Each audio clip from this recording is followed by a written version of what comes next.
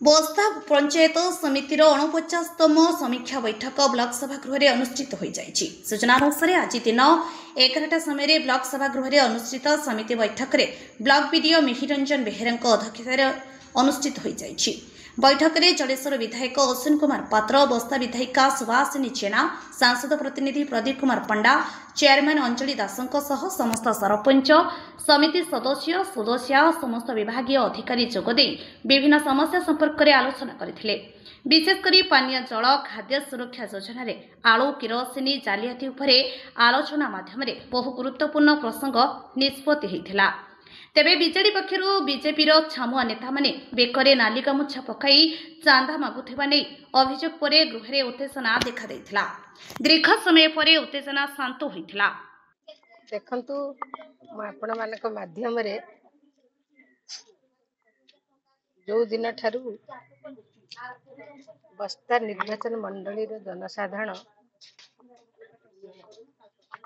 मते आशीर्वाद करी पवित्र विधानसभा को पठेइचंती, से दिन ठारू आज पर्यंत सबु बेले मु गुटे कथा कही आसीची जे दलमत निर्विशेष रे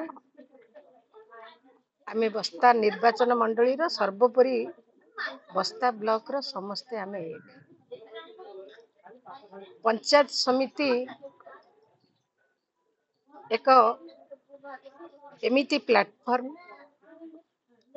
जो प्लेटफॉर्म रे निर्वाचित प्रतिनिधि एवं सरकारी पदाधिकारी मिलित भावरे मुद्रार उभय पार्श्व भली काम करिथांती, जहा द्वारा कि पंचायत स्तर साधारण गरीब लोकटीए हो, साधारण महिलाटीए हो किंबा जेकोसी वर्गर लोकटीए हो तार सुविधा होता है,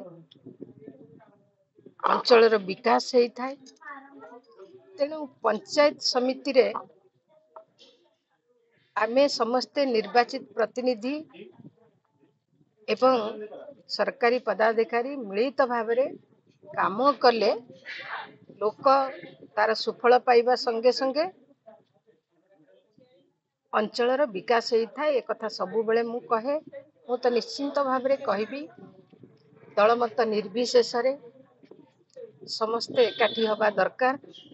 मु प्रथम बैठक रे मो निर्वाचित हबार परे जो प्रथम बैठक होइथिला एटा द्वितीय बैठक, से दिन कहिथिली आज कहिछि आसंता दिन रे मध्य मोर से समान कथा रहिबो जे आमे ब्लॉक रो उन्नति कल्पे साधारण लोकंकर उन्नति पाई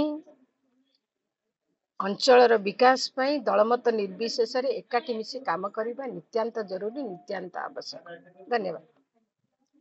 बालेश्वर जिला बस्तारू संसद प्रधान रिपोर्ट अपराह्न लाइव।